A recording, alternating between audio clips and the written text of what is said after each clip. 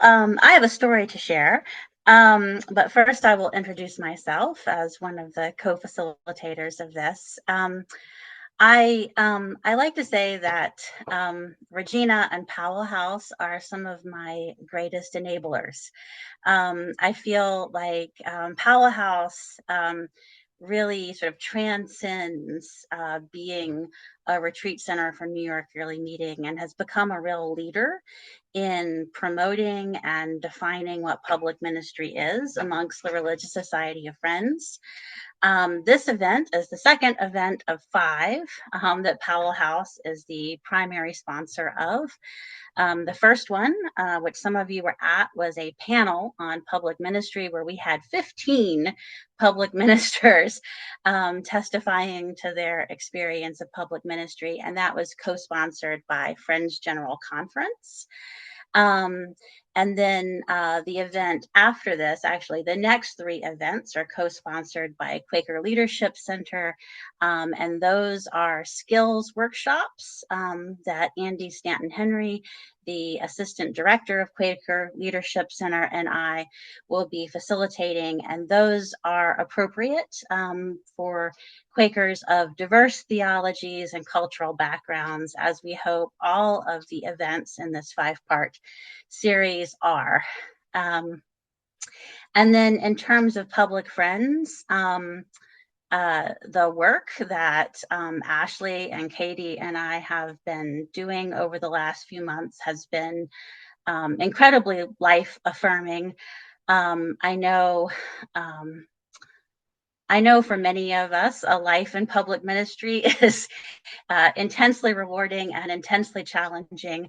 And this has definitely been an intensely rewarding phase of my life in public ministry. And I'm very grateful to Ashley for thinking up this idea of starting an organization to, really create the means by which meetings that have the will but not the skills um, to record and embrace public ministry can find a way forward with that. So, in terms of my story, you have choices. I have brought three stories. All of them are slightly risque and funny.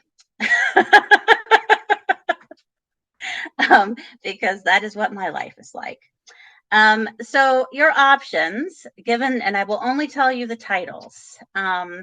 If you can let me know in some way what your preference is, and then I will choose for you like a good clerk.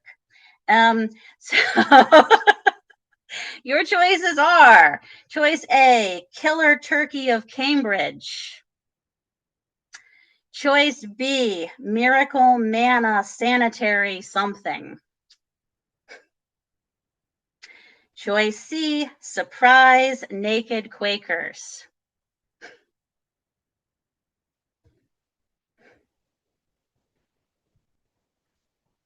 I see Killer Turkey. Killer Turkey is a good one. Naked Quakers, classic, yeah. Emily knows Naked Quakers. So. A. Oh, the Miracle. Miracle Manna? I don't know.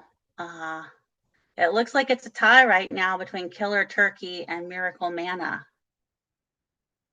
Is that right?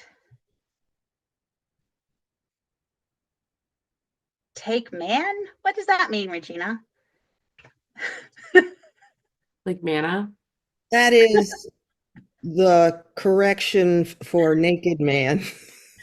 Oh, I see. Oh, Autocorrect kicked in. Naked Quaker wins. Okay. I think so, So, yeah. Emily, if you want to hear Killer Turkey of Cambridge sometime, I will tell you that story. All right. Surprise Naked Quakers. So, this story actually it begins in New York. It begins, and the middle part is also in New York. New York Yearly Meeting is the site of many naked Quakers in my life. So I travel pretty extensively in the ministry. Um, and there was this year that the FGC gathering was held in Niagara Falls. Um, and my husband, Eric, who was here this evening, was in charge of the truck that drives from Philadelphia to the gathering every year with all the supplies in it. Um, so he had traveled separately from me and my children. We had to come the following day and find him. It's a long trip to Niagara Falls from Maryland, where we live. And at the time, my younger child did not travel well. So we had to wait for him to get out of whatever program he was in. We left late. We ended up in Niagara Falls, filthy and angry and tired. It was like 2 o'clock in the morning. I was just fit to be tied. And I kept calling Eric to see where I was supposed to meet him. Where was our room? And he just wasn't picking up. And he had left me before he turned his phone off and went to sleep.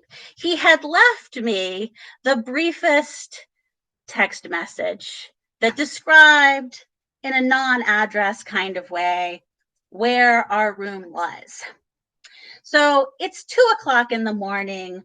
We're all very upset with life. I'm driving around this enormous campus looking for a light or something to tell me where I'm supposed to go. And I find a light. And I think, well, this kind of matches the scattered directions my darling husband gave me. So I tell the children, wait here. I'm going to go see who's there. So I walk up the hill. And the reason I left the children in the car was because I was about to give Eric hell.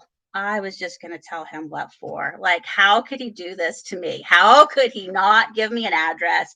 He knows I have no sense of direction. How could he turn his phone off and go to sleep? How could he do this? And I trudged up this hill, just like full of fire. And I walked up to the light.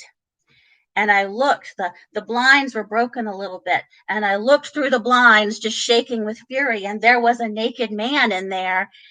And you would think that I would know my naked man. But I was in some kind of alternate consciousness at this time. And I decided this was my naked man. And I just started yelling at him through the window. I said, open the door. And he jumped back and said, no. And I was like, you think you're funny? You're not funny. Open the door. And he was like, no. And we had this bizarre argument, which must have been even more bizarre to him. And finally he goes, lady, I'm coming out. And then I go, oh no, that is not my naked man. And so I just took off, ran down the hill screaming, got in the car, started the car like, sped off into the darkness and left the naked man behind. I did find my way to the campus police about 20 minutes later, and I thought, well, they're probably looking for me, actually. And they weren't.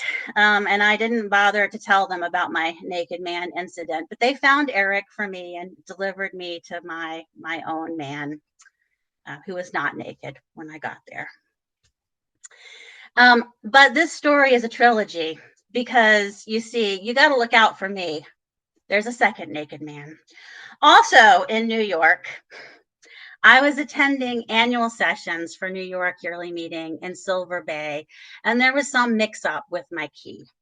And I didn't have a car, and I was having to walk like a mile. They had put me in the building that was like a mile away from everything else and from the registration site. And I was walking back and forth, and none of my keys were working. None of my rooms were my own. And finally, they were like, no, look, like here's the key for real. And I'm tired again. And the key worked. It let me into this room. And when I opened the room, there was a naked man.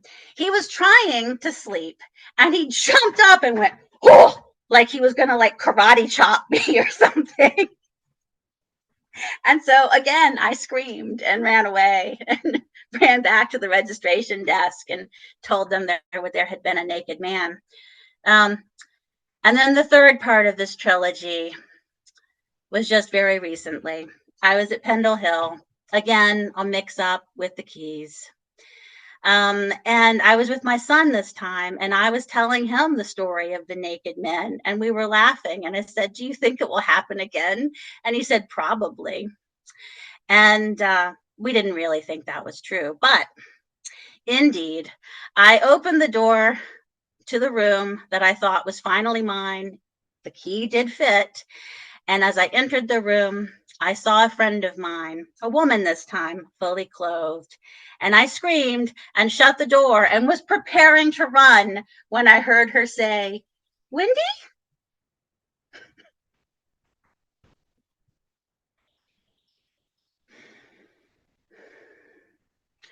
So, what is the lesson? Maybe the lesson is that the light you are following does not belong to your naked man. Maybe you need to look a little harder and keep your temper in check.